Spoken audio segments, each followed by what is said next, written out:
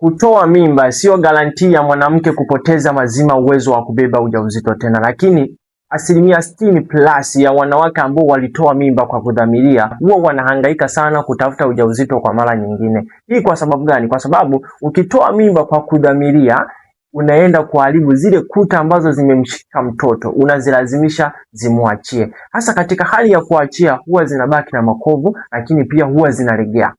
Endapo sasa ukifanya hivyo ukaziachia makovu na zikalegea, ukitaka tena kubeba ujauzito, mtoto atakuwa anabebwa pale, anakuta zile kuta za kushikiza vizuri aishi vizuri zimelegea au zina makovu kiasi zisiweze kufanya hivyo. Utajikuta mimba zako zinaharibika mwezi mmoja, miezi miwili au miezi mitatu. Sasa unashauriwa unapokuwa unatoa mimba, sio salama sana kutoa mimba, lakini ikitokea umetoa mimba, fanya hatua zinazostahili ili kulinda sehemu zako za uzazi na kulinda mfumo mjumla wa uzazi, kwa sababu ukiharibikiwa na sehemu moja tayari huna uwezo wa kubeba ujauzito kama mwanamke. Unaweza kuwa na homoni ziko sawa, kila kitu kiko sawa, lakini kama mirija imeziba ni ngumu kubeba ujauzito. Lakini kama ukuta za uke zimelegea, ni ngumu sana kubeba ujauzito. Kwa hiyo ndio maana tunashauri unapokuwa unafanya abortion au kutoa mimba kwa kudhamiria, unatakiwa ufuate hatua stahiki ambazo zitakusaidia kurudi kwenye hali ya kawaida.